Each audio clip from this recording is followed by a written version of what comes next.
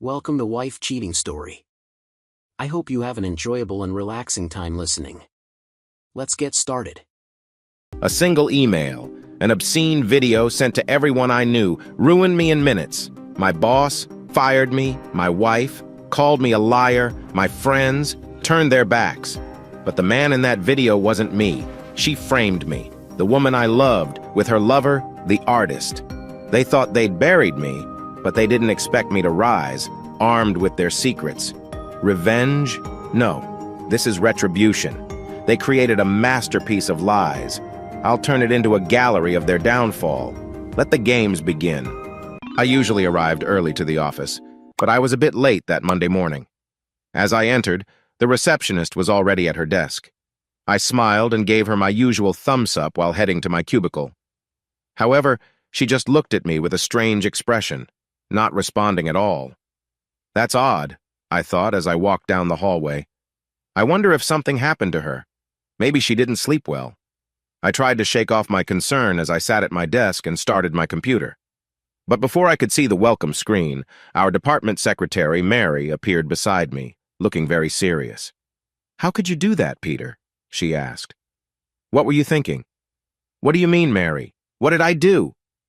"It's in your inbox," she replied quickly. "I think everyone knows about it by now." I struggled to find my email, but just then my phone rang. It was Geneva Pauley, our VP of Human Resources. "I should take this," I said and answered, "Peter Graves." "Peter, Mr. Castle wants to see you in his office," she said with a tense voice. What could this be about, I wondered. And why is the VP of HR calling me? "Okay, Geneva. I'll be there as soon as I can." "No," she interrupted. "Drop everything. He wants to see you right now." "Yes, ma'am," I replied and hung up. I turned to Mary and tried to lighten the mood. "Looks like I'm in trouble heading to Mr. Castle's office." Mary seemed really upset. "If this costs me my job, I won't forget it." "What is happening?" I thought as I walked to the executive suite. When I entered Mr. Castle's office, his secretary didn't speak. She just gave me a stern look and pointed me inside. Castle was focused on his computer while Geneva stood beside him. As I entered, he shook his head sadly. "Well, Peter, what do you have to say for yourself?" "I'm sorry, but I have no idea what you mean." "Show him, Miss Pauley," he instructed, turning the screen toward me. To my shock, I saw a video that seemed out of place. Confused, I asked, "Why are we watching this?" Castle waved his hand for her to continue. "Skip ahead to the end," he said. As the video played on, I was just about to ask again when something unexpected happened. The person in the video turned to the camera, smiled, and gave a thumbs up. It was unmistakably me. I staggered back and sat down heavily in a chair, struggling to understand what I was seeing. "That's not me," I exclaimed, pointing at the screen. "Where did that come from?" The VP of HR scoffed. "It seems you sent the link to that video to many people in the building. As for your denial, if it's not you, you certainly seem to recognize yourself just now." "But I haven't done anything like that. I don't even know who that woman is." "So she was just someone random?" Pauley replied sharply. "No, I mean, I truly don't know her. I've never seen her before." Pauley smirked at me. "From what I just saw, it looks like you got to know her quite a bit." Before I could respond, Castle stood up and raised his hands. "Enough," he said loudly. He pointed at me. "We're not going to argue about this anymore. You can deny all you want, but I don't think you'll convince me or anyone else in this room that you're not the person in that video." He shook his white-haired head sadly. "Peter, you've been a good employee, someone I had high hopes for. I can't understand why you thought this was a good idea, or why you would share it with your colleagues. But you must realize that you can't continue working here. Such a serious mistake is enough reason to let you go." He turned to his HR VP.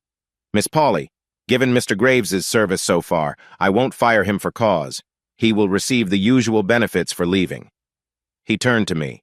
"But make no mistake, effective immediately, you are no longer an employee of this company.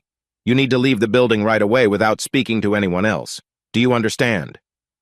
"Sir, My kindness regarding your departure is not unlimited, Peter. Do you understand?" I lowered my head. "Yes, sir." "Miss Pauley, please escort Mr. Graves out of the building." She came over and crossed her arms, waiting for me to stand.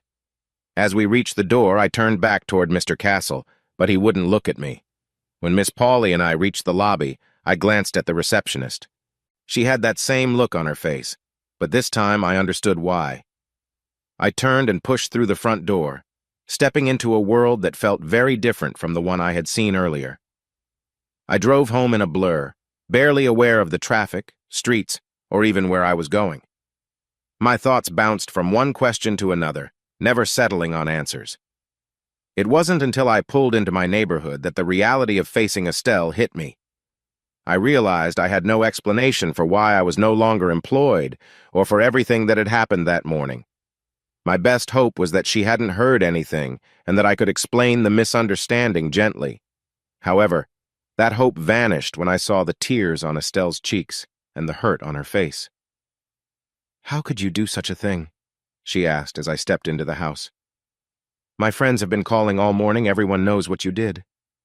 "Sweetheart, I'm just as confused and—" She cut me off, not wanting to hear my reasons. "It's bad enough that you broke your promises, but to put it online for everyone to see and embarrass me, how could you?" Her voice cracked as she spoke. "Estelle, that wasn't me. You have to believe me." "Oh, of course it wasn't you," she said sarcastically. "It must have been someone else who looks and acts just like you. How could I have been so fooled?" She turned her iPad towards me, showing a picture that caught my eye. There I was, smiling in a way I didn't even know someone had taken. She zoomed in. "Look at that," she said. "The person even has a mark above his eyebrow just like you." I instinctively touched the small scar from a bike accident long ago. Her tone became harsh. "Don't try to brush this off, Peter Graves. You've tarnished our relationship and shared it online. You've embarrassed me, and now you're denying it?" She stood up, arms crossed, and began to pace. "If you think I'm going to forgive you for this, you're wrong. I've already talked to a lawyer. Expect divorce papers soon. In the meantime, I'm going to my sister's. While I'm away, you can pack your things and leave. I want you out by the time I come home tonight." "But where should I go?" I asked, feeling lost. "Why don't you find someone else to stay with?" she replied sharply. I knew it was pointless to argue. "So that's it? I don't even get a chance to explain?" She looked at me silently. "All right, go ahead. What do you want to say?" Well, Stella, honestly, I can't explain any of this. I promise I didn't betray you. I've never even seen that woman before. Even if I had done something wrong, which I didn't, why would I record it? And why would I share anything that could hurt both of us? Can't you see there's something off about this whole situation?" She remained unconvinced. "You know what? I don't understand why you did any of this. Maybe you wanted to impress your friends, or there's something else I haven't thought of. But none of that matters. You shared something personal in a very public way. I don't care what you were thinking. I just know I don't want to be with you anymore." Ignoring my pleas, she grabbed her car keys and headed for the door. "Just remember," she said firmly, "I want you out by the time I return tonight." Then she left, closing the door on our 10 years together. Feeling dazed, I packed a few bags with clothes, my computer, and some toiletries. Then I drove to the nearest motel and rented a room. Once I settled in, I sat on the bed and held my head in my hands, trying to process everything.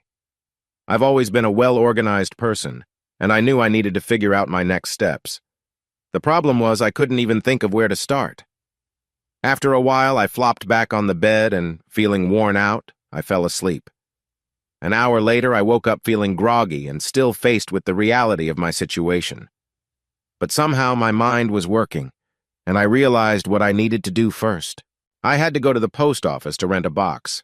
I needed a new mailing address, and it couldn't be the motel or anywhere else I had been. With my P.O. box number, my next job was to get my finances sorted. I called the bank to open a separate account and moved half of our money into the new one. The woman I spoke with seemed familiar with these kinds of situations and offered me helpful advice. Then I contacted our broker to set up similar changes. After that, I called Miss Pauley.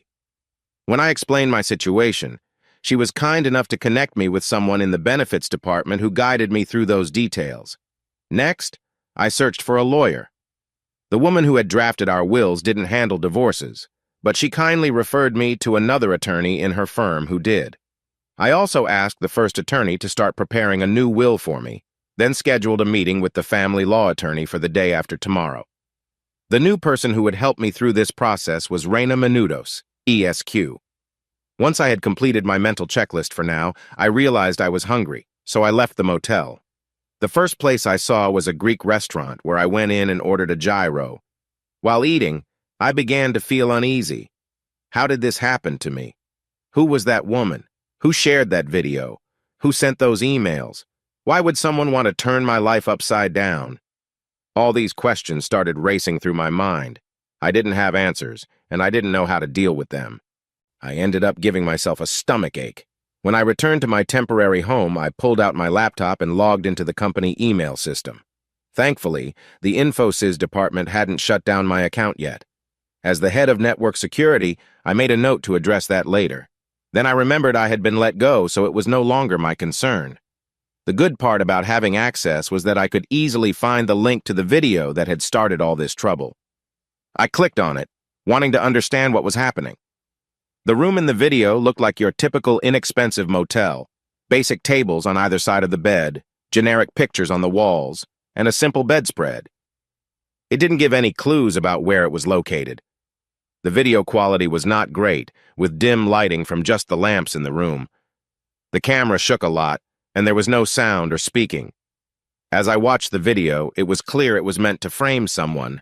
There were no hints about who the people were or where it was filmed. The video was a simple recording, with no special features. I realized this was not just a random incident, but a planned attempt to disturb my life. I turned off the laptop, feeling overwhelmed by questions and the hard task of clearing my name. She made sounds that seemed real, followed by loud cheers that could be heard throughout the motel. It didn't seem to me like she was pretending. I whispered to myself, "Wow, whoever that is really impressed her." I replayed the video, frequently stopping to look more closely at the man. No matter how hard I tried, I couldn't see anything that suggested it was someone else. There were no marks, scars, tattoos, or other signs, nothing that would show it wasn't me. Finally, I concentrated on the end of the video, where the man turned to the camera. It was a confusing moment. I recognized my typical thumbs-up gesture, my smile, my face, and even my scar. As much as I wanted to deny it, it looked like me. For a brief moment, I questioned myself. Could that really be me? Had I done all of that without remembering? But then I regained my sense. The man in the video didn't appear to be under any influence. Plus, there was no sign that anyone else was there, suggesting he had planned the entire thing. Rent the room, invite the woman, record the meeting, and then share the video. It seemed both he and she had acted as they wanted. The video was listed in the interracial section, simply called 10 Minutes of Excitement. While I couldn't disagree with the title, it didn't help me find answers. I reminded myself to set aside my questions. I would need professional help to sort this out. After a restless night in an unfamiliar place, I focused on my next big task, searching for a new job. My pay and benefits wouldn't last long, so I needed to move quickly. It didn't take long for my motivation to fade. I knew most of the big companies in town, and they all prioritized network security. Unfortunately, it seemed that news of my firing and the reasons behind it were now known by many. No one directly spoke of it, but I could see that my situation had made me less welcome in the community I once knew. After running out of my contacts, I turned to online job searches. I put my name and resume on every site I knew, as well as a few new ones I found. I was now on my own, but I had no idea how long it would take to hear back about my job applications. I could only hope that at least some of them would lead to good news. If not, I might have to leave town to find work, which didn't thrill me. Just as I finished sending my last application, I heard a knock at my motel room door. I was surprised because I wasn't expecting anyone, but then I had a feeling about who it might be. When I opened the door, the woman standing there started to speak. "Good afternoon, sir, are you?" I interrupted her. "You're a process server, right?" She looked a bit taken aback and hesitated.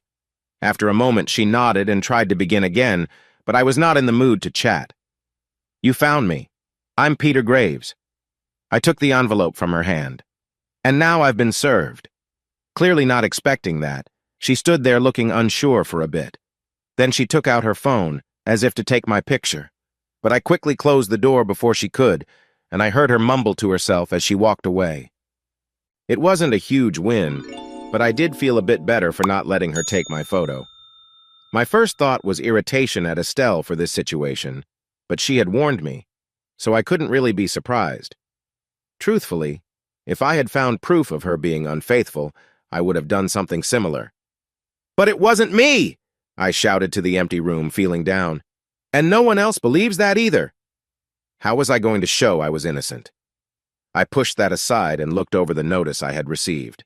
Everything seemed normal, but I knew better than to assume it would stay that way. Luckily, I already had found a lawyer. She could handle the details. The next day, my ease faded quickly when I walked into my new lawyer's office. Reina Menudos was a no-nonsense woman, probably in her early 40s, dressed in a dark skirt and matching jacket. She took the document and read it quickly. Then she looked at me closely.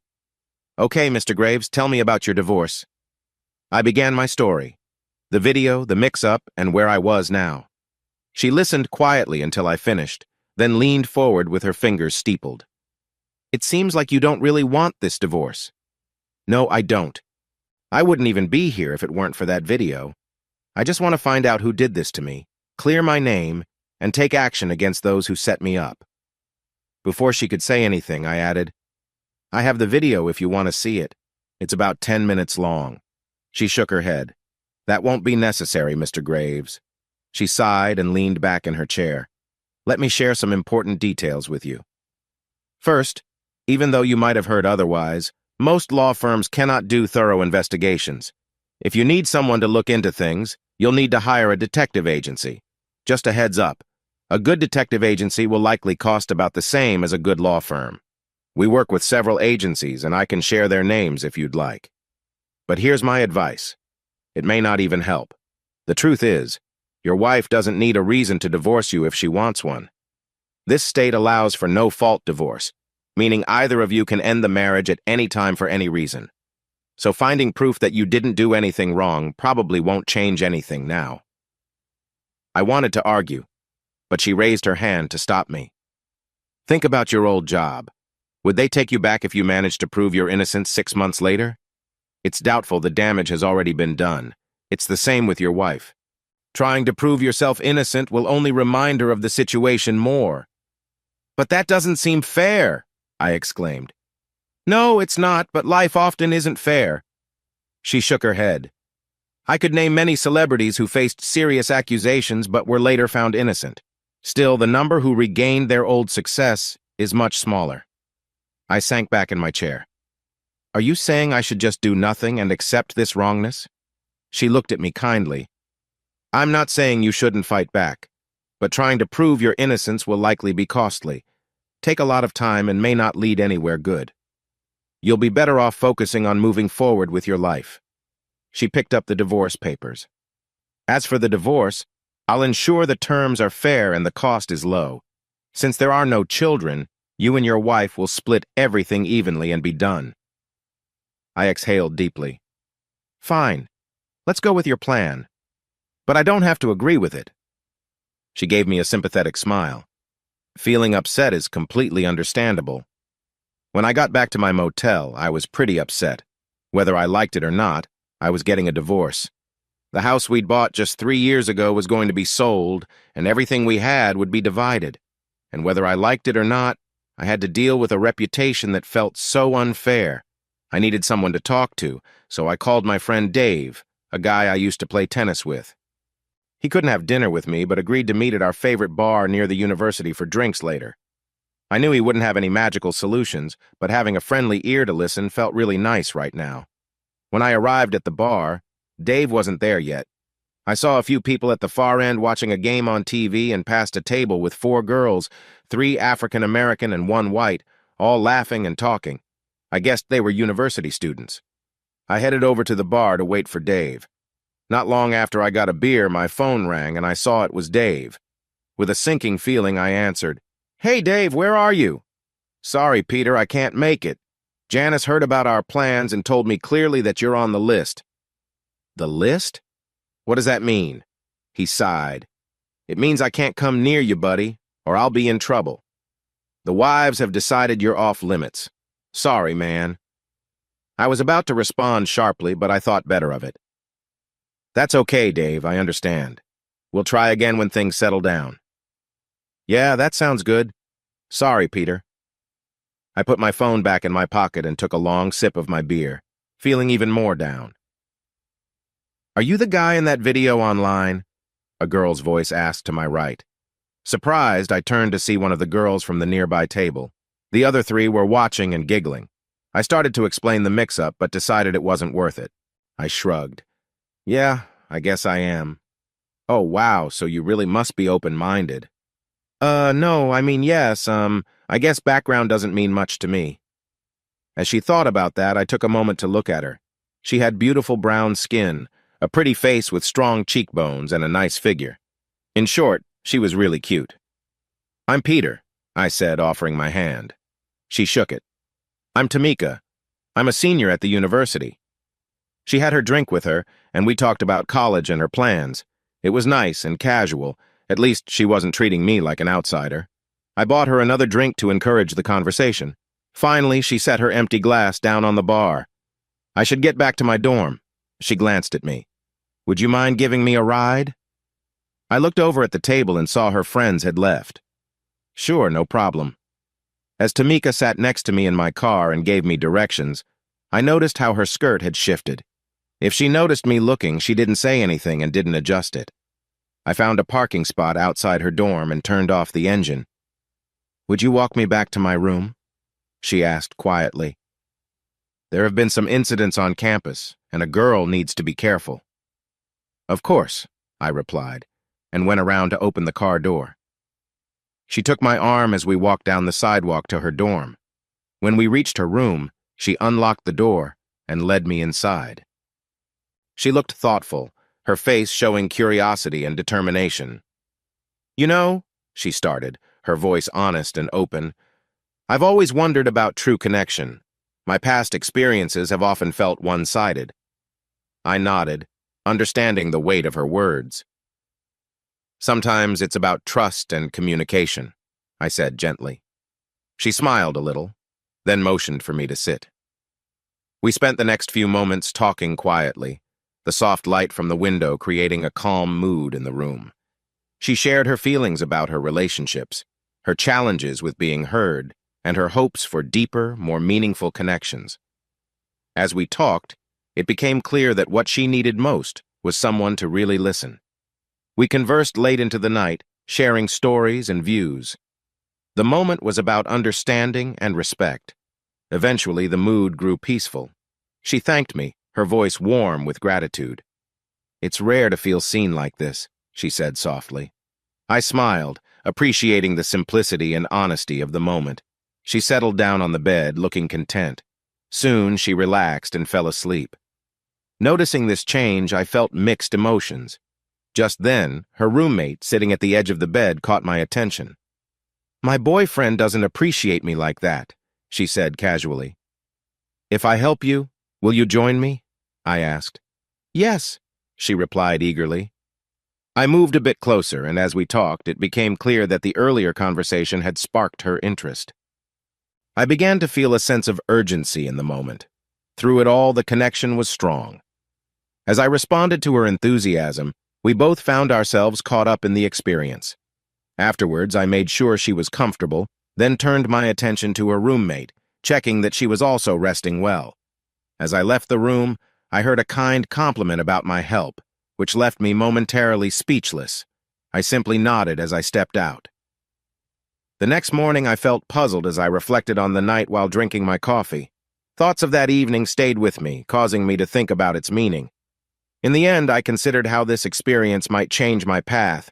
Living in a motel was getting costly, and I had been keeping a close eye on my savings. A week later, while driving through a neighborhood near the university, I spotted a room-to-let sign in front of a nice old house. Curious, I parked in front of the house and went to ask a question. The couple living there was renting out a furnished apartment above their garage. They had prepared it a few years ago to attract university students and usually rented it by the semester. This year, their previous renter had left unexpectedly, and they needed someone new.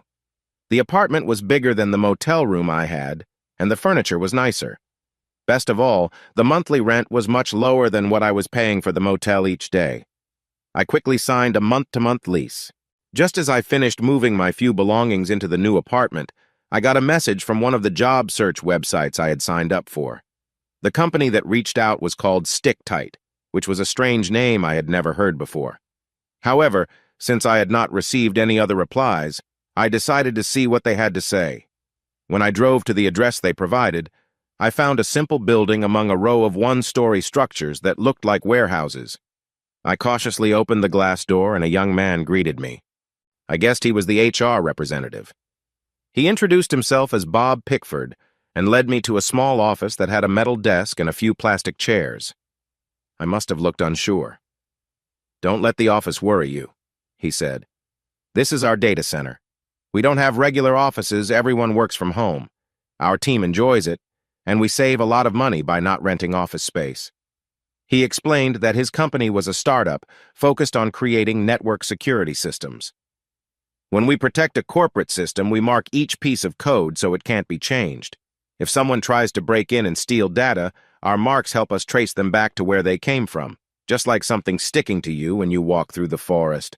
This way we can find out exactly who is trying to sneak in and respond properly. It means fewer problems with systems and less chance of big attacks." I was intrigued. "That sounds interesting," I said. "But why do you need someone like me?" He smiled. "I feel confident in designing systems, but I'm not a security expert.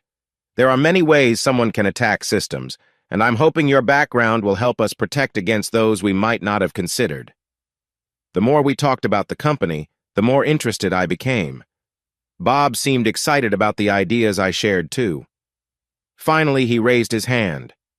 "I've heard enough, Peter. You are just who we need. I want to offer you the job." I paused before shaking his hand. "That's great, Bob, but can you actually do that?" "I believe I can," he replied calmly. "It's my company." It took me a moment to understand that. "Oh, okay. Can you tell me how much the job pays?" He turned a bit red. "Oh, right." He then shared an annual salary that surprised me in a good way, a little more than what I made at my last job. But before I could agree, he added, "However, only half of that is cash. The rest is in stock options for StickTight." I hesitated.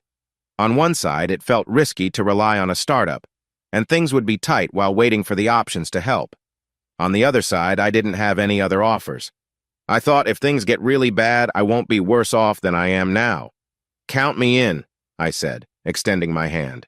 Working from home took some getting used to, but the team at StickTight was friendly and passionate about the new company. Their warm welcome helped ease my loneliness. My finances were still tight, but at least I wasn't draining my savings any further. The next piece of good news came when my real estate agent called. She found someone who wanted to buy our house. The offer didn't leave much for Estelle and me to share after closing costs, but I hadn't expected much since we had borrowed money for home improvements. The small profit would hardly cover what I had spent from my savings while I was out of work, but it was better than nothing. With the house sold and the money divided, there was nothing stopping us from finalizing the divorce. I felt sad about the end of my marriage, but after talking with Reina Menudos, I chose to be cooperative. It still troubled me that I didn't do what Estelle believed I did, but if Estelle wanted a divorce, I couldn't stop it. Reina worked hard for me and got an early court date. So just 4 months after everything started, I was a single man again. She offered to mail me the final documents, but I decided to go to her office to pick them up. I wanted a change of scenery, and I had another reason. "Back when I first met you," I said after she handed me the papers, "you mentioned a good detective agency in town. I would like their name and number." She tilted her head and looked at me curiously. "I don't understand, Peter. Your divorce is final. What's the reason?" "I want to know the truth," I replied. "My reputation took a hit, and my life changed a lot. If I can, I want to find out what really happened." She shook her head, opened her desk drawer, and handed me a card. "Here, tell Mitch I referred you and ask him for a fair price." As she gave it to me, her expression became serious. "Here's some free advice, Peter. If you find out who was behind this, don't seek revenge. I don't want to be in a difficult situation defending you. Mitch was Mitchell Fredericks, head of the Fredericks Detective Agency. He welcomed me into his simple office and asked me to share my story. When I finished, I offered to show him the video clip I had saved on a flash drive. We sat in front of his computer and watched the entire 10 minutes quietly. Afterward, he shook his head with a small smile. I've seen a lot of videos, and this one isn't anything special. Then he became serious. More importantly, I didn't see anything that can help us prove this isn't you. I was about to argue, but he stopped me. I don't mean to say it is you, Peter. I doubt you'd be here asking for help if it was, but someone went to great lengths to make it look like you. So my question is, who would want to pretend to be you? Why would they do that? They call it deepfake. It means someone with a lot of time and skill has changed this video to look like you. We have a couple of directions to go in. First, we need to find out who would have a reason to do this. Do you have any enemies? Is there anyone who could gain from this? I had thought about that many times since it happened. The person who could gain the most, I said, would be someone in my office who might take my job if I were out of the way. I think it could be a guy named Jonathan Sways. He was jealous of me and often tried to make me look bad in front of our boss. I wouldn't be surprised if he did this. Anyone else? Not really. I considered Estelle my ex-wife, but that doesn't make sense.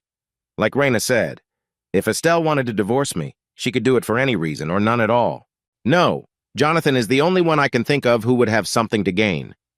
Okay, let's start by looking into him and your other former co-workers. We should also speak with your old friends and neighbors in case they have helpful information. The detective leaned back in his chair and clasped his hands behind his head. When Raina called to let me know you'd come, she mentioned that money is tight for you right now. If you want to save a bit, how about you help with some of the groundwork for this investigation? How does that sound? Sure, I can do that. I thought for a moment. What if I talk to my contacts at my old job and you check in with my friends and neighbors? I smiled a bit. Last I heard, I wasn't well liked in my old neighborhood, so I might not have much luck there. That sounds good. If you give me some names and numbers, I'll get started. He pulled the flash drive out of his computer. The other thing we need is an expert to look at this video. There might be something we missed or a clue in how the fake was made that leads us to whoever did this. Are you okay with your schedule? I shrugged. I can help. All right. I've worked with a few companies that do this kind of thing. Let me see if I can set up something for you tomorrow with one of them. I'll send you the details. It was still early when I got back to my apartment, so I decided to check in with my old workplace. I knew exactly who to call. Mary, our former department secretary. If anyone could assist me, it would be her. When I reached her, she was friendlier than the day I got fired. In fact, she seemed genuinely happy to hear from me. We talked for a bit. She told me about how her kids were doing and expressed sympathy when I mentioned my separation from Estelle. Then I explained that I was still trying to clear my name, and when she agreed to help, I asked the most important question. So, who ended up taking my job? Was it Jonathan Sways? Sways? I guess you didn't know. John quit a week after you left. He went to one of our competitors. Really? That's surprising. So who took my office? She sounded frustrated. No one. They divided your tasks among several people. Now everyone is overwhelmed with the extra work, and nobody even got a raise. To be honest, morale here is pretty low. I'm sorry to hear that, Mary. That seems unfair. We chatted a bit more before I made my excuses and ended the call. I thought about what I had learned. Whoever was behind this, it definitely wasn't Sways. He had no reason to do it. Honestly, I didn't know anyone else at the company who could create a deepfake. Unless Mitch finds someone else, this might be a dead end. Just then, my phone beeped. It was a message from Mitch telling me I had an appointment the next day after lunch with digital signals analysis. I noted it on my calendar to let my team know I would be busy at that time. Then I checked Google Maps for the location. It was in an office park about 5 miles away. The next day, when I arrived, I found the company on the 3rd floor of a plain office building. The door was just wood with a neat metal sign on it.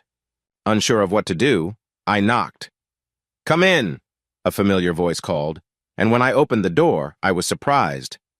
Zahira, I said, moving quickly to greet my old college friend. You work for digital signals analysis? She smiled warmly. Yes, it's me, Peter.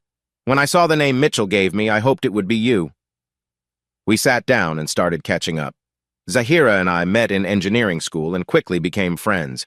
She was of Indian descent, but her parents had grown up in the States, so she spoke without any accent. I always found her intelligent, kind, and thoughtful, even if she was a bit shy. If I hadn't been with Estelle, I might have liked her in a different way. Instead of anything more, we became close friends. She studied electrical engineering while I focused on computer science, and our paths went in different directions. Now, as I looked at her, I recalled what I liked about her. She had shiny black hair, a pretty face, and a slim figure. Yet, like before, she seemed to want to hide her looks. Her hair was pulled back in a simple bun. She wasn't wearing any makeup, and her long white lab coat covered her shape. Only her high cheekbones and bright eyes hinted at her true beauty. As always, she was shy about sharing much about herself, and preferred to listen to me. Before long, I was sharing my struggles and challenges with her. That's really unfortunate, Peter, she said kindly. I'm so sorry you've had to deal with all this. Let me check the video so I can see how I can help you. Feeling a bit awkward, I handed her the flash drive, and she guided me to a large screen connected to a computer I didn't recognize. As the video began, I felt uneasy about what would appear. I'm sorry you have to see this, Zahira, I said. I promise that's not me. Don't worry, Peter. I know it's not you. You wouldn't. Oh! She stopped suddenly when the man in the video turned to the camera, smiled, and gave a thumbs up. A serious look crossed her face. I see the issue now. We watched the video a few more times with Zahira jotting down notes. After the third viewing, she paused the video and faced me. All right, Peter, let's start with some basics. Do you have any tattoos, scars, or noticeable marks? I understood right away. No, just the scar on my eyebrow shown in the video. She nodded and noted it down. And your height and weight? I'm 6'1" and weigh 175 pounds the last time I checked. Great. That's a healthy weight. Now, what kind of clothing do you have on? What? Her face turned a bit red. I realize I didn't ask that the right way. I need to record some footage of you to compare to the person in the video. I wouldn't ask you to change fully, just something simple like your regular shorts or boxers would help. I felt my cheeks flush. Okay. I think I can manage that. You can use the restroom to change, she said, pointing to a door. When I came back, feeling a bit shy, she only looked at me briefly. She pointed to a conference table and said, Let's use that. I'll set up the camera in the same spot as in the video. While I sat down, she retrieved a high-quality video camera from a shelf. She then placed a small table near the conference table and used a tape measure to make sure everything was set up correctly. After marking an X on the table with tape, she signaled for me to come over and handed me the video camera. Remember how the man in the video set up the camera? I want you to do the same thing, but be careful not to show your face. Then please kneel at the conference table. Finally, you'll turn to face the camera, just like in the video. At first, I felt really nervous about being recorded, but after we practiced the whole thing several times, I started to feel like an actor performing in front of a picky director. In the end, she seemed happy. All right, you can get dressed while I take some measurements. Once I was dressed, I walked to her large monitor to look at what she was doing. She had the original video on one side and the new footage we just recorded on the other. She looked at me with satisfaction. I can say with some confidence that the man in the video does not look like you. He is about an inch shorter and 5 pounds heavier. That's great news, Zahira. She didn't smile. I'm about 78% sure my findings are correct, Peter. I'm not sure that will convince everyone. Maybe not, but still. There's more, Peter. I'm 97% sure that the face you see toward the camera at the end of the video is yours. I was shocked. That can't be true, I wasn't there. I never met that girl. Zahira gently touched my arm. I believe you, Peter. I think what happened is that 2 different video clips were cleverly combined to make it look like you were in the video. You're a victim of deepfake technology. I sat down, still in disbelief. Can they actually do that? She nodded. Yes, and they can do even more. The part where you turned to face the camera was very short, so it wouldn't take much work to blend it. I suspect that whoever made this found some video of you smiling and mixed it in, matching the lighting and colors. It's not easy, but someone experienced could manage it. Can we prove this was done? What about finding out who did it? She shook her head slowly. I can't say for certain, but it's not likely. Seeing my disappointment, she added, let me investigate this further and I should have more information for you tomorrow. Can we meet to discuss it over lunch? I'd like that, I replied, and she smiled more brightly. That evening I had a lot on my mind. I had always known that the video wasn't real. I just didn't understand how it was created. Now I needed to figure out how to show Estelle and our old friends the truth. And what about my old company? How would I approach that? Zahira hadn't given me clear proof. Later that night, while lying in bed, I pondered whether I even wanted to try. I definitely wanted the truth to come out and my good name restored. But did I really want to reconnect with Estelle? I was upset by how little she had believed in me, but I knew I would have reacted in the same way if I were in her shoes. Even if I could convince her of what truly happened, so much time had passed, and our lives had changed. The same went for our old friends. And what about getting my old job back? Did I really want that? My new job had its risks, but it was much more satisfying than what I used to do. I fell asleep without any answers. The next morning I started my work early so I could spend more time with Zahira. It felt good to reconnect with her, and I was excited to learn if she had found out anything new. When I arrived at the restaurant we chose, I was surprised to see another woman sitting at the table with Zahira. This is my sister Priya, Zahira said. She's visiting for vacation. I forgot she was coming today. Hope it's okay if she joins us. Of course, I replied, shaking Priya's hand. It was clear they were sisters, but while Zahira looked like she came from the lab, Priya appeared more fashionable and elegant. Her clothes were stylish, her long black hair was neatly arranged, and her makeup was flawless. So, she said in a friendly tone, you're the Peter Graves Zahira always talks about. It's great to finally meet you. I noticed a slight blush on Zahira's face before she quickly looked away. So where are you from and what do you do, Priya? I asked after we were settled. I'm living in London right now, she replied casually. I've been acting in a West End show that just finished up. It was pretty intense, so I decided to take a break and spend some time with my sister. Honestly, I felt a little intimidated by Priya's elegant presence, but she was easy to talk to and made me feel comfortable. It was clear she was very close to Zahira, even if their paths were quite different. After a few minutes of friendly chat about her life, she turned the conversation to me. Zahira has told me a bit about the challenges you've faced. How did it all happen? With that, I found myself sharing my story again. It was nice that both sisters listened and showed genuine concern for what I had been through. By the time I finished my explanation, we had all finished our lunch, and Zahira suggested we head back to her office to continue talking. I felt unsure about watching something serious with two interesting women, but I quickly realized Zahira's investigation was very technical and not fun at all. Sitting in front of her big computer screen, we looked at proof that showed one video had been mixed with another. She also had graphs that showed differences in colors and light. My heart sank as I saw it. It was too complicated for anyone who didn't know the details. The main issue was that there was no clear proof to show I wasn't in the video. Just then, my phone rang. When I saw it was Mitch Fredericks, the detective, I put it on speaker so Zahira could hear too. How's the investigation going, Zahira? He asked when I told him where I was. It seems we have a deepfake here, Mitch, she said. There are several signs pointing to that. However, I haven't found out who made it. I haven't made much progress either, I said, sharing what I had learned from my former secretary. It's possible that Jonathan Sways, my old rival, might have done this for revenge, but if he did, he didn't gain much from it. I think that's a dead end.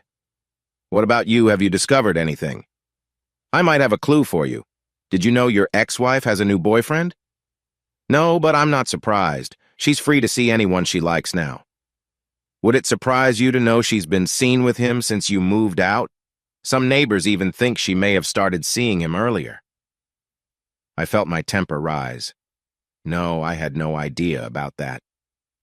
Would it shock you to know her boyfriend's name is Mario Ignacio? I can't believe it, I said. He was supposed to be giving Estelle art lessons. Right, but it seems he might have been giving your wife lessons too, but not in art.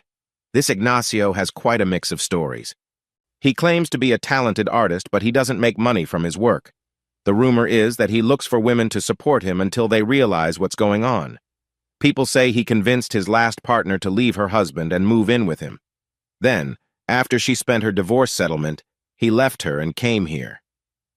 I can't believe Estelle would get involved with someone like that, I sighed. And there's more, Peter.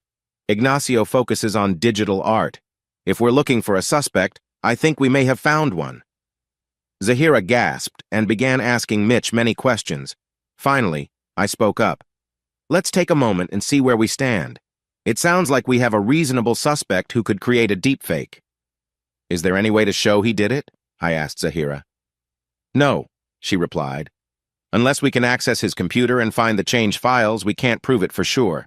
And as I mentioned before, we can't prove that the video online is really a deepfake. There's something else that worries me, I continued. My lawyer said Estelle could get a divorce for any reason. If she wanted to leave me for her boyfriend, why go through the trouble of getting a deepfake made? She could just take half of what we own without any fuss. The room went quiet until Priya spoke up in her clear British accent. I understand why your ex-wife would do this. If she leaves Peter for her lover, people might judge her for being unfaithful.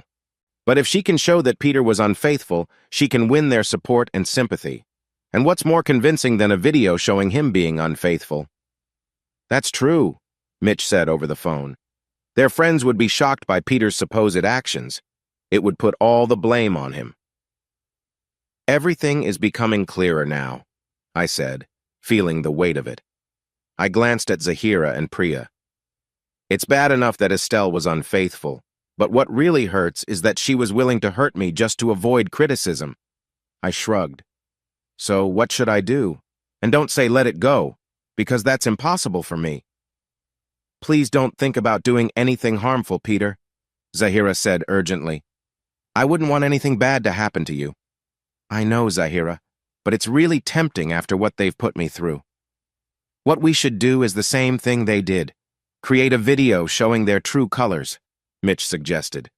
That would seem like justice, I agreed, but I have no idea how to do that. I shook my head in frustration. Honestly, I've got no ideas at all. To our surprise, Priya chimed in.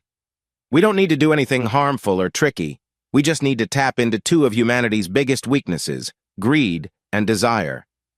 When she shared her idea, I instantly disagreed. That sounds too strange. There's no way they'd believe something that wild. Zahira was quick to back me up. It's too risky, Priya. You'd be putting yourself in danger. Who knows what Mario or Estelle might do? Before Priya could respond, Mitch said, I don't think the risk is that high. There's nothing in Mario's history that suggests he's violent. Besides, we could arrange it so I'd be nearby to support Priya. I could drive her around, and she could have a safety button to press if she felt uneasy. Everyone started sharing ideas, and I was pleasantly surprised. Soon we found ourselves discussing details that would make our plan believable. Priya began writing out dialogue, and it was clear she was excited about being the center of her own story. Maybe we can actually make this work, I thought by the time we finished. 9 months earlier. Once she finished her sandwich, Estelle Graves placed the wrapper down on the park bench and turned to her sister. I want to share something in complete confidence, Kayla. I think Peter and I might break up. Oh no, Kayla exclaimed. You two have always seemed so happy together. She paused and looked closely at her sister. Why would you think that? Estelle sighed. It's just that the spark is gone from our marriage. I think Peter and I have grown apart. Her sister studied her carefully. Are you sure nothing else is affecting your feelings, Estelle? Of course not. Why would you suggest that, Kayla? I'm only saying that everyone in the family likes Peter. He cares a lot about you, and everyone notices. Mom and Dad really respect him. If you two break up, it will be tough for everyone. And if there's something else going on, it could make family gatherings uncomfortable, especially during Thanksgiving. You're just being dramatic, Estelle replied. Anyway, I'm just thinking out loud, and you always help me sort things out. I wanted to get your thoughts. I'm not going to do anything hasty, so please don't tell anyone about this, okay? Later that afternoon, she drove to Mario Ignacio's house, which also served as his studio for her art lesson. When he opened the door, she rushed in, greeting him warmly. The tall, dark-haired young man was surprised by her excitement, but welcomed her affection. They moved to the small sofa, where they shared a quiet moment together. Estelle felt a mix of emotions. Their connection was strong. Mario treasured the time they had together, enjoying every moment. But before he could get too caught up in the moment, she got up quickly to adjust her skirt and sat down beside him. In her eagerness, she tried to express her feelings for him. Mario sensed she had made some quick decisions before coming over. However, her lively movements filled his mind with many thoughts. He wrapped his arms around her waist, guiding her as they grew closer. Her joyful sounds showed how much she was enjoying their time together. It became clear they couldn't keep this intensity for long, and both began to feel that they were nearing an end. Estelle seemed to reach her peak first, gasping in delight as she leaned back. Moments later, Mario followed, a deep sound escaping him as they shared a warm moment. He held her close as they both tried to catch their breath. After a bit, he gently pulled away to look at her with interest. "I enjoyed that. But what made it happen?" he asked. Estelle's earlier happiness faded as she talked about her sister. "I don't want my family and friends to dislike you, to dislike us when I end things with St. Peter," she said with a touch of sadness. "I wish there was a way to change how they see this." Mario looked off into the distance, thinking about her worries. A playful smile appeared on his face. "Do you have a picture of Peter on your phone?" he asked. "I think I do. Why do you ask?" "Send it to me, and I'll show you something." When she shared it, he stood up, put on his pants, and went to his computer. Estelle watched him, appreciating his fit figure and curly hair. After a moment, her gaze shifted to the artwork on the walls.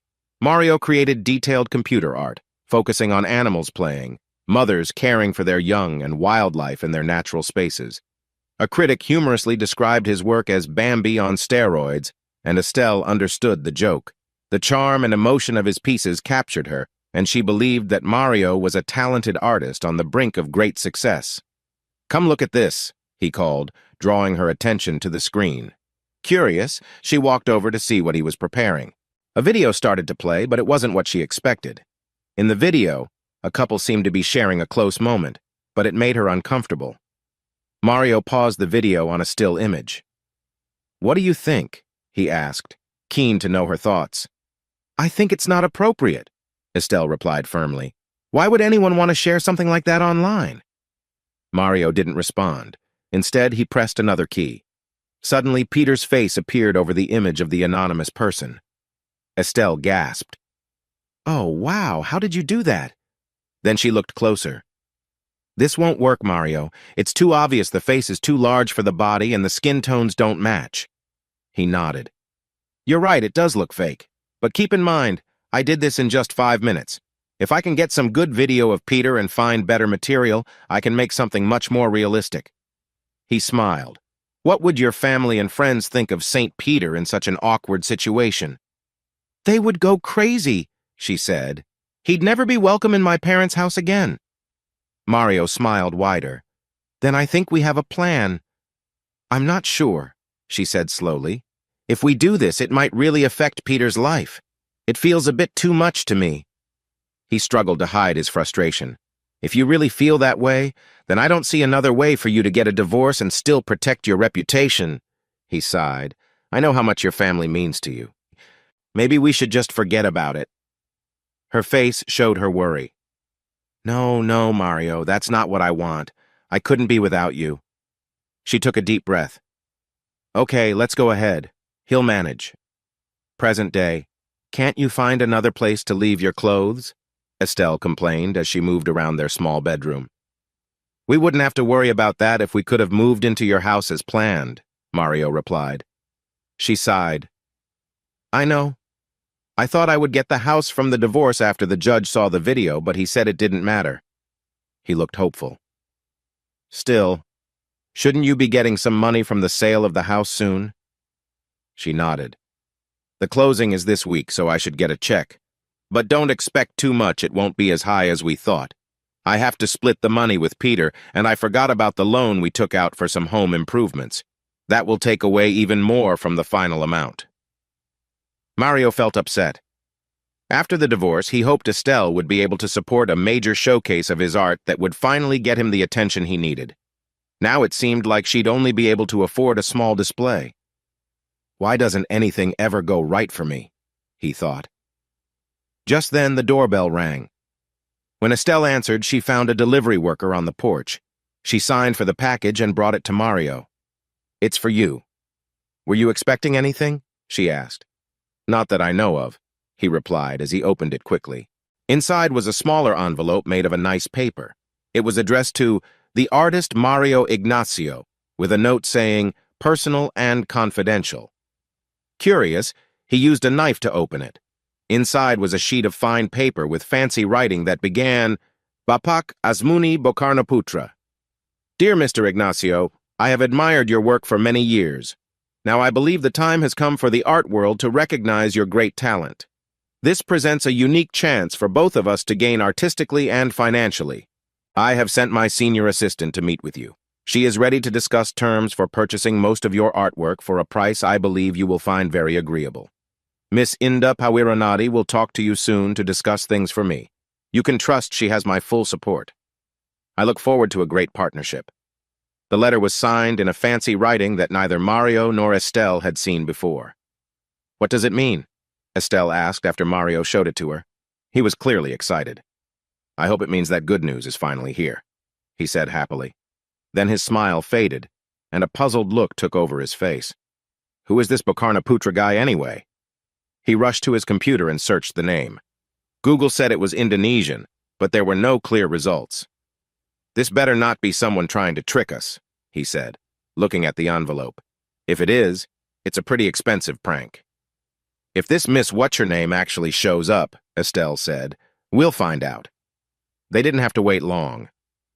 The next morning, Mario got a call from the Indonesian businessman's assistant. They set up a meeting for that afternoon.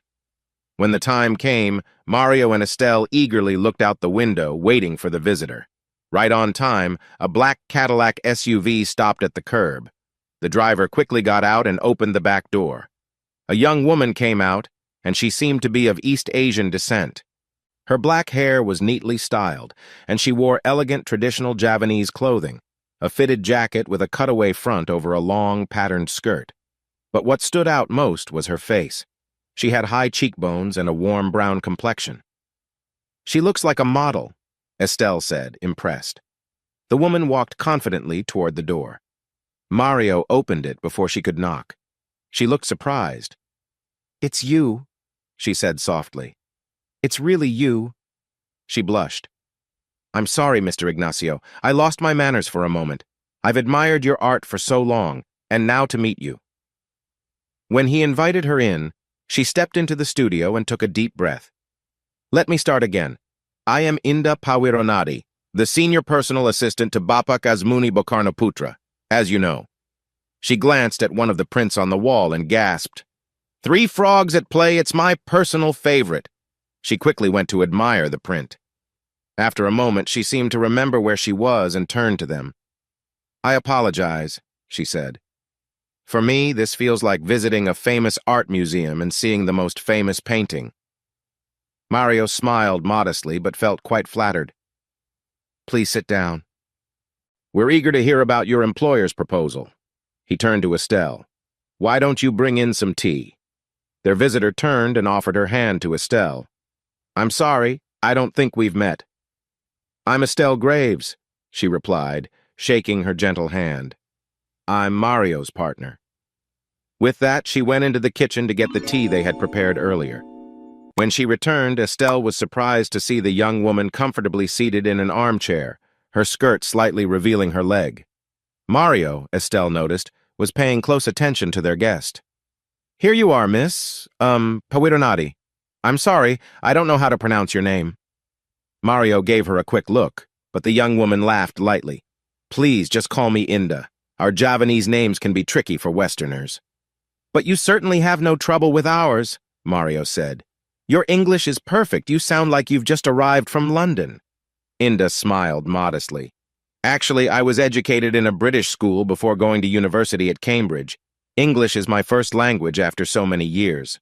After chatting a bit over tea, the young woman sat up straight and adjusted her skirt. If I may, I'd like to talk about why I'm here. My employer, Mr. Bokarnaputra. She paused. In English, it's easier for everyone if you call him Mr. Bokarnaputra. In any case, Mr. Bokarnaputra has followed Mr. Ignacio's work. Please call me Mario, the artist interrupted. Inda smiled brightly, and Estelle exchanged a look with Mario, encouraging him to continue. As I was saying, Mario, Mr. Bokarnaputra believes the art world has reached a point where digital works, like yours, deserve the same respect as traditional art. One problem has been how to put a value on them. Until now, selling digital art has been tricky because they are so easy to copy. But with the introduction of NFTs, that problem has changed significantly. What's an NFT? Estelle asked. Forgive me for the technical term, Inda said apologetically. NFT stands for non-fungible token. NFTs are special tags that show that digital files like one of Mario's pieces are unique. With them, an artist can sell a work, and the buyer can be sure they have the only original. Do people really buy art this way? Inda smiled. Oh, yes. Take Beeple, for example. That artist, Mario said, surprised. I completely agree, Inda continued. But he recently sold an NFT version of 5,000 of his images for over $69 million. Oh my goodness, Estelle gasped. Do you think Mario could do something like that? That is exactly why I am here today. Mr. Bokarnaputra would like to buy all of Mario's works for a fair price. Mario and Estelle looked at each other, amazed by this idea. Finally, Mario spoke up. What do you mean by a similar price? The young woman's expression turned serious. Mr. Beeple's auction price was around $13,800 for each piece. Mr. Bokarnaputra wants to offer a bit more, let's say an even $14,000 for each piece. He believes that a higher price will attract attention and increase the value of what he buys. Mario thought quickly. But I have around 350 finished pieces. That would be... Let's round it to about $5 million in total, Inda said calmly. Does that sound fair to you, Mario? He and Estelle exchanged looks. Where do I sign? He asked. She smiled gently. As you suggested, we will need to put our agreement into a contract, and there are a few more steps we'll need to take first. But as long as there are no surprises, I think we can wrap everything up in a few days. That is Mr. Bokarnaputra's wish. Mario felt excited, but noticed Estelle was more cautious. Excuse me, Inda, can you tell us more about your employer? We couldn't find any information about him online. Mario glanced at Estelle, but Inda seemed unfazed. I'm happy to hear that. It means we've done well to keep Mr. Bokarnaputra out of the public eye. You see, she continued, Mr. Bokarnaputra is a multi-billionaire, one of the wealthiest people in Indonesia. When he was a young boy, he saw something unfortunate happen to his best friend's family. From that experience, he learned the importance of keeping a low profile and avoiding the spotlight. He prefers to work behind the scenes, away from public attention. With that, she stood and bowed to them. I'm pleased that you agree with the terms my employer has set. I plan to share the success of our meeting with Mr. Bokarnaputra when I talk to him tonight. Hopefully we can finalize everything tomorrow or the day after. Once the car and driver took the young woman away, Mario turned to Estelle, feeling frustrated. What are you trying to do? Ruin my chance at success? Why would you question Inda and her boss like that? Estelle crossed her arms, standing firm. It just sounds a bit suspicious to me. A billionaire we've never heard of wants to buy your artwork with NFTs, and he sends someone to impress you? That raises questions in my mind. Mario tilted his head and looked closely at her. You're jealous, he said. You see any attractive woman as a threat. He threw up his hands. What did you want? For her to be unattractive? Who cares how she looks if she's willing to pay $5 million for my art? Estelle softened her stance. It's not that I'm jealous. I just want the best for both of us. This all sounds too good to be true, and I don't want you to get hurt. He held back his annoyance and wrapped his arms around her. Stay positive. This is a rare chance for us. We need to make the most of it. By the end of our afternoon session, Zahira and I had reluctantly agreed to Priya's idea. However, we insisted that we would stop immediately if anything felt wrong. To keep things safe, we decided to set up a place where we could be ready to help if needed. We both took several days off work to make sure we were available. Zahira suggested it would be best to avoid any chance of Estelle or Mario seeing me, so we decided to keep watch at her house. There wasn't much to do, but we both wanted to be ready just in case. Always the planner, Zahira created a list of all the tasks needed for this project. Priya, on her part, made an outline of what she would say and even wrote down specific phrases to remember them. When everything was up on the wall of Zahira's room, I couldn't help but shake my head. "You'd think we were planning something really big," I said with a laugh. For the first part, I was at Zahira's house before Priya and Mitch left for one last practice. Once they were gone, Zahira and I moved to her kitchen for another cup of coffee. As we drank, I looked at my friend and sighed. "I hope it's okay that I'm staying here. I know I'm not much help, but I've been so anxious that I doubt I could focus on work." "I understand," Zahira replied. "I closed my office too because I wouldn't be able to concentrate." She smiled gently. "I'm glad you're here. At least we can share this nervous energy together." To take our minds off everything, we started talking about college, recalling friends, and sharing stories about what we did after graduation. "I thought life was going well until Estelle surprised me with her video," I said. "Everything has turned upside down since then. The one good thing is that I got to reconnect with you." Zahira blushed and looked down, and it made me think about what might have happened if I had never met Estelle that day. An awkward silence passed until Zahira checked her watch. "We should hear from Priya and Mitch soon, according to the plan." I snapped back to reality and stood up to look at the wall of notes.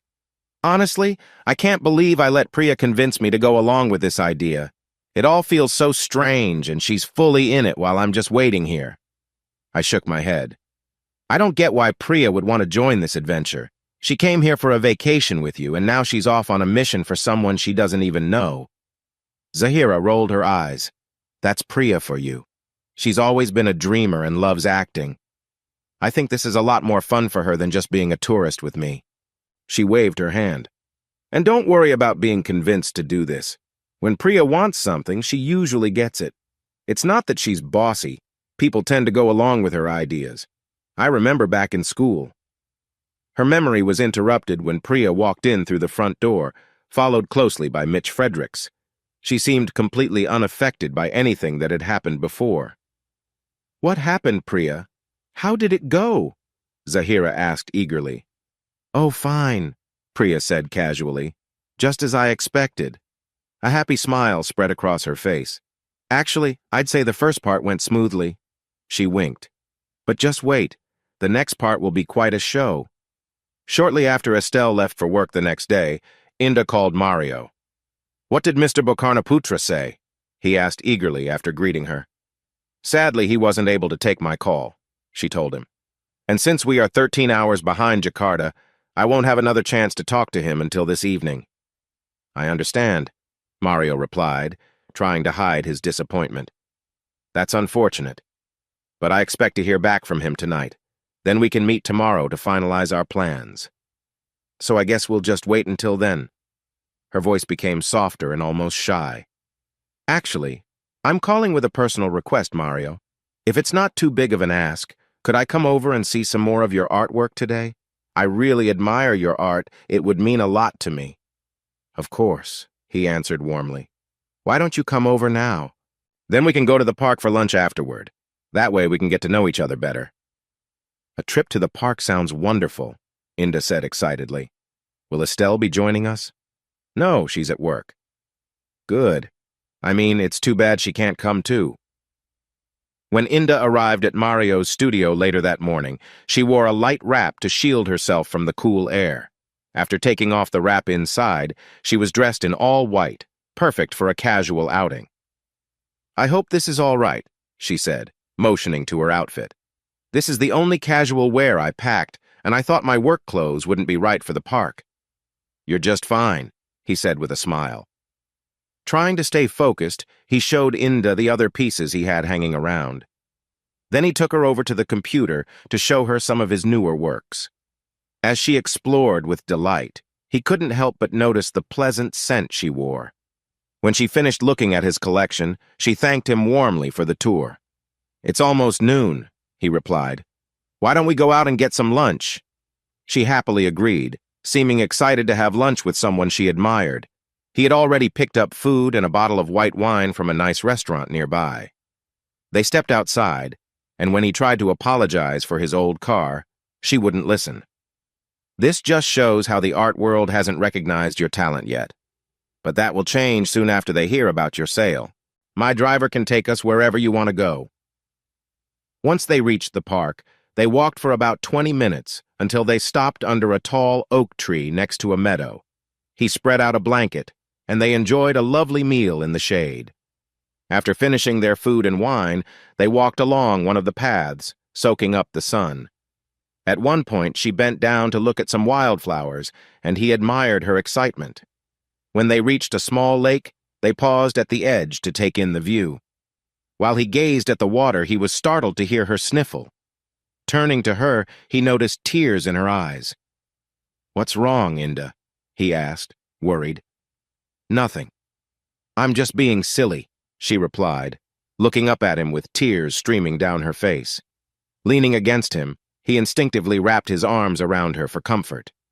After she wiped her eyes with a tissue, she looked at him again. "It's just that it's so beautiful here, and you've been so wonderful to me. After the sale is done, Mr. Bokarnoputra wants me to return to Jakarta." She gave him a sad look. "I really don't want to go back." "You shouldn't have to go if you don't want to," he said gently. "But I would lose my job. I'd have nowhere else to go," she explained. He thought for a moment. "I could help you. You could stay with me." "Oh, Mario," she gasped, pulling him closer. He cherished the warmth of the moment until she pulled back a little. "But what about Estelle? Aren't you too?" He shook his head. "That relationship is ending. But I don't want to be the reason for that." He touched his finger lightly to her lips. "It would have ended anyway. You have nothing to feel guilty about." She rested her head against him, holding him even tighter. In the distance, a church bell began to ring, and Inda pulled back in surprise. "I didn't realize how much time had passed. We need to get back. My driver may be looking for me soon." "Why would he be worried about you?" he asked. She frowned. "I can't let him tell my employer anything. If he does, Mr. Bokarnoputra might send me home right away and cancel our plans." She shook her head sadly. "He is a very controlling man." Quickly they turned and hurried back, walking hand in hand until they reached her car. During the drive back to the studio, they exchanged glances, and he admired her beauty. She reached over and placed her hand gently on his leg. "If I hear from Mr. Bokarnoputra..." "Bokarnoputra, tonight I should be able to share the sale details with you tomorrow morning." She lowered her voice. "Then maybe we can talk about our own plans." "Plans and more," he agreed with a nod. Again, I spent the day at Zahira's house. I hoped there wouldn't be much for us to do. Still, it was nice to talk about our day, and Zahira seemed happy to chat too. It was certainly better than worrying by myself. It was late afternoon when Priya and her driver, Mitch, finally came back. Her story about the day brought both hope and concern. "It sounds like your plan with Mario worked well," Zahira said. "But is it smart to be alone with him? If something goes wrong or he gets suspicious, he could act unpredictably." "You're always too careful, sister. Sometimes you just need to be brave." "Maybe," Zahira replied, "but sometimes it's wise to be cautious." "All that aside," I added, "you should be careful, Priya. If you feel like he's onto you, you need to leave fast. Remember, this guy didn't hesitate to cause trouble for me. I can't imagine what he'd do if he thought you were against him." "How sweet!" Priya laughed. "My sister and my new friend are ready to help me." Then she became serious. "I know what I'm doing and won't take risks, I promise. And remember," she gestured at Mitch, "I have my personal bodyguard if needed." Mitch bowed playfully, and we all laughed, though not everyone felt the same way. When Estelle came home from work, she walked into the studio and stopped. "What is that smell? Has that woman been here?" Mario was surprised but quickly regained his composure. Yes, Inda came by to give us an update on the sale. How convenient for her to come while I was working, Estelle said, sniffing the air. Well, what did she say? Unfortunately, she couldn't talk to her boss last night, but she believes she'll reach him tonight and expects to bring everything over tomorrow. I want to be here when she comes. But you'll be at work, won't you? This is much more important. I'm calling in sick. She looked at Mario. Is that a problem? He gritted his teeth but shook his head. Why would it be? After a chilly evening, both of them jumped when Mario's phone rang the next morning. It was Inda saying she was on her way over with big news. When she arrived, dressed in her traditional outfit, she was surprised to see Estelle there. After a quick look at Mario, she quickly shared her news.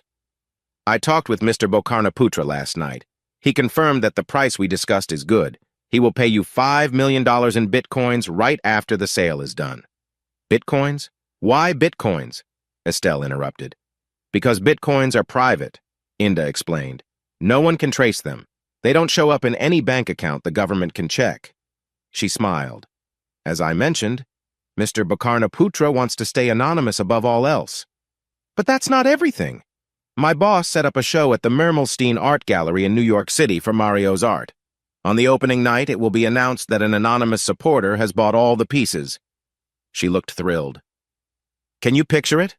The honor of having a solo show at Mermelstein's followed by the big news of the sale? It will create a buzz, and Mario's art will become much more valuable. Mario looked incredibly excited, but Estelle seemed unsure. Why go through all this? Why can't your boss just buy it and say so? Inda replied kindly, as if speaking to a young student. Don't you understand? This is a great opportunity for Mario and for my boss. The publicity will get the news out globally. Mr. Bokarnaputra's investment will grow in worth. She gestured toward Mario. And the next pieces Mario makes will be worth even more. It's a clever plan, both sides benefit. Why do I feel like there's a hidden downside? Estelle asked, doubtful. Mario gave her a frustrated look, but before he could speak, Inda continued. There is no downside, she assured them, but Mermelstein has specific rules for showing digital art. They need a deposit equal to 1% of the estimated value of the art. Don't worry. The deposit will be fully refunded once the digital certificates for the artworks are confirmed. Mario now looked puzzled. You're talking about $50,000. Why so high, and why do we need to do this? It's normal with digital collections, Inda explained calmly. For digital art, the gallery relies on the digital certificate to ensure the pieces are original. The deposit protects the gallery from an artist who might forget to give them the true original artwork. She smiled. Think of it like the good faith money you put down when buying a house. Why should we pay that? Estelle asked. Your boss has plenty of money and will buy the art anyway. Can't he handle the deposit? Inda blinked hard to keep her patience. Anonymity, Estelle. And if the money comes from Mario, it will boost his reputation in the art world. And this is how things usually work? Mario asked. Absolutely. Then we'll do it, he said firmly. Looking at Estelle, he insisted, You said you got that much from your share of your ex-husband's house. We can use that. That's my money, she exclaimed. Mario then turned to Inda. Can you give us a moment? When she nodded, he took Estelle's arm and led her aside. Why are you trying to stop me from succeeding? He asked when they were alone. We're about to make a lot of money. This amount is small. I know, Estelle replied, but I don't trust that woman. He started to respond, then hesitated. He moved closer and gave her a gentle hug. Don't worry. Once this deal is done, she won't be around anymore. Then you and I can find a nice beach to start our lives together. Don't throw all of that away. She looked up at him. Are you really saying we should get married? Yes, I mean it. She hugged him tightly. Okay, let's do it. When they returned, their smiles told Inda everything without her asking. There's just one more thing, she said. We need to set up a wire transfer to Mermelstein's account. I don't know how to do that, Estelle said quickly. Oh, I do those all the time, Inda said casually. I can help with that, but we need to have the money in cash. Cash? Estelle exclaimed. Yes. If you write a check, it will take a few days to clear, slowing everything down. If I take cash to the transfer agent today, Mermelstein will have it by tomorrow. Once they receive the funds, they will send you a receipt. Then when Mario has transferred the NFTs, you'll use the receipt to claim your deposit. But... Estelle started, but Mario interrupted. Come on, Estelle, we already talked about this. Is there a bank branch nearby? You can get the cash right now, can't you? Realizing she was outdone, she sighed. Okay, I'll go. Once Estelle drove away, Inda stepped closer to Mario. I couldn't stop thinking about you last night. He took her hands in his. I know, Inda. I felt the same way. I want us to be together. She let go of his hands and gave him a warm embrace, sharing a moment they both appreciated. She pulled back slightly, looking into his eyes. How long until she... I'm not sure how long it will take her to get the money, but the bank isn't too far. He glanced around, worried. We can't get caught. She's already suspicious. If she notices anything strange, she might not want to give us the money. Inda stepped back and looked out the window. That can't happen. If anything goes wrong, I'll have to go back immediately, and I might not get to see you again. The worry on her face was clear. He thought quickly. Estelle told me she was going to her sister's house tonight after dinner to celebrate her niece's birthday. Maybe I could come to the Ritz-Carlton while she's there, he said with hope. Inda frowned a little. We might not have much time. Mr. Bokarnaputra will call my room at 9 p.m. for a report. I can't miss that call. He wrapped his arms around her. I'll take even a minute just to be with you. She leaned against him for a moment, but then pulled away. I thought I heard a car in the driveway. Quick, sit over there. When Estelle walked in, struggling with a heavy suitcase, she saw the two of them sitting on opposite sides of the living room. She looked unhappy. Who knew money could weigh so much?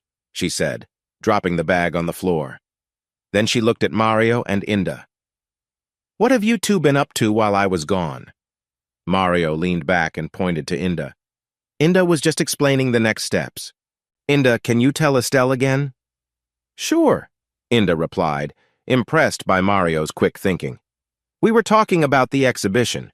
You and Mario will be the guests of honor, so you'll need to plan your trip to New York once the opening night is confirmed. She waved her hand lightly. And don't worry about the plane tickets or Hotel Mermelstein usually handles those for its featured artists. Then she smiled at Estelle. But you might want to get Mario to take you shopping before you leave. Those New York fashion trends can be exciting. Suddenly, she sat up straight. Oh no, I almost forgot the most important news. You won't have to wait until the show to get your money. Mr. Bokarnaputra told me he plans to buy the artwork tomorrow, Jakarta time. The $5 million in bitcoins will be sent to you as soon as Mermelstein confirms they received the NFTs. So the day after tomorrow, you two will be millionaires. She smiled brightly as they hugged each other in excitement. I'm so happy for both of you. Mario will finally get recognition for his talent, and his reputation will shine with the show and the sale. When her car arrived shortly after, Mario carried the suitcase to the Escalade and placed it in the back seat. Then he opened the door for Inda. As she was getting in, he leaned closer to her. Tonight, as soon as I can get there. I can hardly wait. But as soon as I can get there ended up being later than Mario expected. Estelle took her time at dinner and didn't leave for her sister's house until almost 8 o'clock. As soon as her car left, he jumped into his own and drove quickly to the Ritz-Carlton. When he got there, he texted Inda for her room number. Instead of texting back, she called him. You can't come up here, she whispered urgently. My room might be watched. I'll meet you downstairs at the back near the pool. Feeling frustrated, Mario rushed through the hotel lobby until he found the exit to the pool area. Outside, he saw only a family playing with their kids in the shallow water. Then, from a shadowy spot at the far end of the terrace, he heard, Mario? Mario? Over here! He spotted a figure and hurried over. As his eyes adjusted, he recognized Inda in a fashionable dress and heels. She greeted him with warmth, though her expression showed concern. After a brief moment, Mario said quickly, Is there somewhere we can talk privately? I need to go home before Estelle returns from her sister's. Inda's face became serious. I have even less time. Remember, I must be back in my room before 9. Mr. Bokarnaputra will call me with important details and I can't miss it. Mario sighed, frustration clear on his face. We're always in a hurry, he said. Inda put a hand on his arm to calm him. Listen, she said, her voice both urgent and soft. Tonight I'll get all the info about your payment. Tomorrow morning I'll give you Mermelstein's cloud address for your NFT transfer. Once they let Mr. Bokarnaputra know they received it, he will send the bitcoins to you. After that, everything will be final. Mario nodded, focusing on her words. He pushed aside his earlier frustration. I understand, he said. I'll be ready tomorrow. She smiled to reassure him and glanced at her watch. I need to go now. Remember, this is our only chance to make this happen.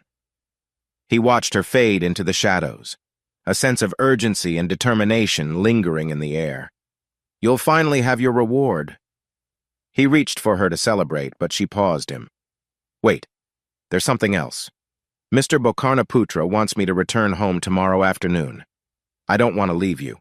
If you want me to stay, bring your passport and a bag with your important things when you come for your payment after lunch. Then we'll head to the airport and go wherever you want, she said, looking down for a moment. If that's what you want, Mario. He hugged her tightly. Oh, Inda, I want that more than anything. That would make my life perfect, she said with sincerity. Then she handed him a room key card. Take this. It's for my room. You'll need it tomorrow. She stood on her tiptoes and shared a brief moment with him. Now, if I don't leave right away, I might miss Mr. Bokarnaputra's call and ruin everything. With that, she hurried into the hotel. Mario checked the time on his phone, sighed, and dashed through the lobby to his car. That evening, I had gone out to get food for Zahira and me, and we, along with Mitch, shared the meal as we nervously waited for news from Priya. She had insisted that Mitch and the car should not be at the hotel. I don't want anything to spoil his excitement or make him think twice, she said, and we couldn't change her mind. Finally, shortly after 9 o'clock, the call came. Are you all right? Zahira asked when she picked up. You didn't have to, you know? Priya's cheerful voice came through. No, my careful sister, I didn't do anything wrong.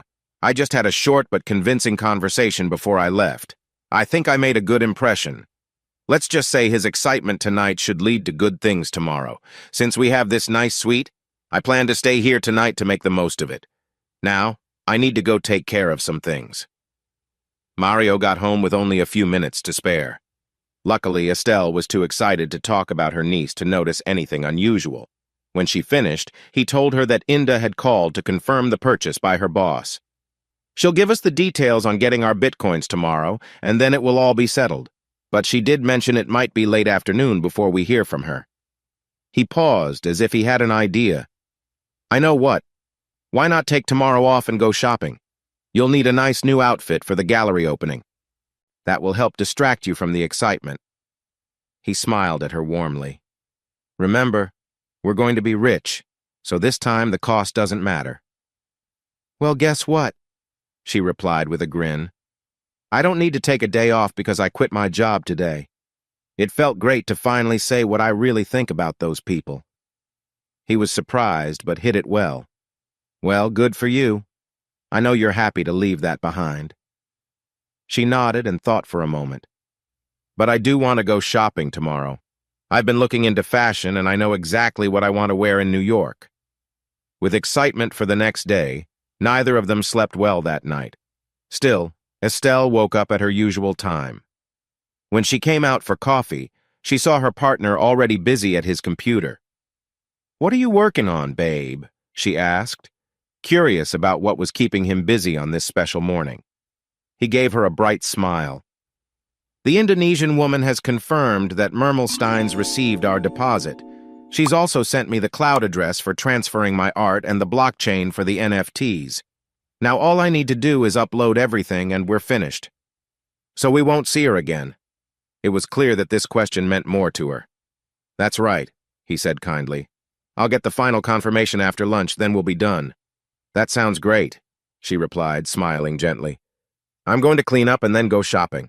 I want to look nice for your big day. Sounds good, he answered, turning back to his computer. Estelle went to freshen up. but something about his actions stayed in her mind. When she got back, he was still focused on his work. "I'll be back this afternoon," she said as she walked toward the door. He nodded. "Take your time, no need to hurry." After completing the upload, Mario took some flash drives and made copies of his work. When he was done, he placed them in a padded bag and took it back to the bedroom. He then pulled out a large bag and packed it with clothes, toiletries, and his passport, tucking the clothes around the bag with the flash drives. That didn't take long. He had hoped to be at the Ritz-Carlton by 1 p.m., but it was still too early to leave. Looking at his computer, he realized he would be leaving behind important work. "I have everything I need on those flash drives," he thought. He decided to clear the computer's memory to leave no trace of what he had done. Feeling smart, he set the program to wipe it clean. Next, he walked around the house to remove all the prints he had hung on the walls. "I don't want anyone else using my work when I become famous," he thought. He put them all in the fireplace. By then it was almost noon, and with nothing else to do, Mario decided to go out for lunch. He got into his car and didn't look back at the studio where he had lived and worked for the past few years. All morning, Estelle felt a sense that something was off, making her shopping less enjoyable. By lunchtime, she decided she needed to check on things at home. As she pulled into the driveway, she noticed that Mario's car was gone. When she entered the house, a smell of burnt paper was in the air, and she saw the ashes in the fireplace they had never used. Turning around, she noticed the empty walls, some showing where the prints had been. Why would he burn all his prints, she thought. Then she looked at the computer. The fan was running, but the screen was dark, and nothing she did with the keyboard or mouse brought it to life. Worried, she rushed to the bedroom, and the missing bag, clothes, and toiletries told her everything she needed to know. "He's gone," she cried out. "He's going to take the money and leave." At first, the thought of Mario leaving her was too much to handle, and she sank onto the bed. But soon, her sadness turned into anger. "He owes me money! He can't just walk away!" she shouted. When she walked back to the studio area, she saw the ashes were still glowing. "He can't have left too long ago. Where could he have gone?" Then it hit her. The Ritz-Carlton. When Mario got to Inda's room, he knocked on the door, but no one answered. He knocked again, calling her name loudly. After thinking for a moment, he remembered the card key she had given him the night before. Feeling hopeful, he was relieved when the door unlocked. However, his worry came back when he stepped inside and saw the suite was empty. There were no clothes in the closet, no makeup in the bathroom. It looked as if no one had ever stayed there. What's going on? He wondered. Then he thought, she must have had the room cleaned and her bag sent to the front desk. She must have stepped out for a moment, he guessed, and sat down in an armchair to wait for her to come back. Minutes later, there was a knock on the door. He rushed over and opened it to find Estelle standing there with a serious look on her face. Before he could say anything, she stepped inside and faced him with her arms crossed. "You're going to leave with her, aren't you?" she accused. "No, this is not." He paused, then took a deep breath. "Actually, you're right, Estelle. We're leaving together as soon as she gets back." At his words, Estelle's tough exterior fell away, and she started to cry. "But what about me? You promised we would get married and see the world together. How can you do this to me?" His face turned serious. "I'm sorry, but Inda and I care about each other. We didn't mean for this to happen, but it has, and there's no changing that." As she cried, he didn't move to comfort her. After a while, she started to calm down. "And what about the money? The $5 million? I'm taking it. I've worked hard all these years, and now it's finally going to pay off because of my own efforts. And my $50,000? You'll get it back when I receive my bitcoins. So you've used me, and now you're just going to leave me for someone else. Is that it?" His voice grew firm. "That's right, Estelle. Similar to how you treated your ex-husband." She gasped in surprise. "Now," he said, "if you don't want to see two people in love, I suggest you leave." "Oh!" she exclaimed, clearly upset. Tears filled her eyes as she turned and left the room, her sobs echoing down the hallway. Mario closed the door and took a deep breath. He felt relieved to be free of Estelle, but was unsure about what to do next. Feeling worried, He went to the window to see if he could find Inda outside. When he saw nothing, he looked around the room for any sign of her. He considered going to the lobby but was afraid he might miss her. Stuck in his thoughts, he sat down on the bed to wait. Just then his cell phone rang. "Inda, is that you? Where are you?" he yelled into the phone. All he could hear was a woman crying. "What's wrong, Inda?" he asked, worried. "What happened?" "He must have found out," she said, her voice shaky. "Some men met me in the hotel parking lot and took me away." "Who, Mr. Bokarnaputra?" "I tried to be so careful, Mario." "Where are you? I will come to get you." "I'm at the airport, Mario. They are taking me back." "No, they can't do that." "You have to help me, Mario. I have your bitcoins." Suddenly he heard a man shouting, "Hey, who are you talking to? Give me that phone." Then there were sounds of a struggle, and the last words Mario heard were Inda saying, "Don't forget me, Mario." Then the call ended. He immediately tried to call Inda back, but the line was dead. In a panic, he jumped into his car and raced to the airport. As he drove through the traffic, his urgency grew. All the success he had hoped for was slipping away, and he realized he had cut himself off from his old life. Finding Inda was now his only hope. "Don't forget me, Mario," Priya had said just before their call ended. After turning off the burner phone, she smiled widely and bowed to the others in Zahira's living room. They all clapped for her. "Not bad acting if I do say so," she said with a grin, looking at the group eagerly. "So what do you think? How far will Mario go to find Inda before he stops looking?" A week later, I asked Zahira if she would host one last gathering of our little group. It would let us talk about our adventure and say goodbye to Priya, who was heading back to England. Honestly, I missed the thrill and friendship that came with our project. As we all sat around Zahira's living room enjoying the champagne I had brought, I asked the others for updates. Mitch Fredericks said that Estelle had left town and moved back in with her parents. Apparently, Estelle had told them everything and asked for their forgiveness. Her parents were not happy, but they took her back in. "Any news about my boyfriend Mario?" Priya asked. Mitch laughed. "A buddy of mine in the TSA checked the travel logs and found out the guy actually got on a flight to Jakarta, but once he arrived at the airport, they lost track of him." "I wonder if he bought his ticket with bitcoins," Zahira joked, and we all laughed. When no one else had any new information, I stood up. "I want to thank each of you again for everything you've done. Mitch, Zahira, I wouldn't have known what happened without your help. And Priya, I wouldn't have been able to turn things around with Estelle and Mario if it weren't for your ideas and talent. I also want to thank each of you for this wonderful experience. It was an adventure I will always remember, and a chance to get to know all of you better. Cheers," Priya said, raising her glass, "to the 4 Deepfake friends." "I have one more thing to talk about," I said after we finished our drinks. "There's a bag with $50,000 in it. I don't think I should give it to Estelle. To me, it feels like a kind of repayment for what she did to my name and career. But I also don't think it's right to keep it all. I wouldn't have figured out what was happening if it weren't for all of you. So after I pay for the hotel, car rental, phones, costumes, and other expenses, I want to take care of some other costs as well." I took out some envelopes from my pocket and handed them to Mitch and Zahira. "You both spent time and effort helping me, and I want to do my part." Mitch took his envelope with a nod, but Zahira left hers on the coffee table.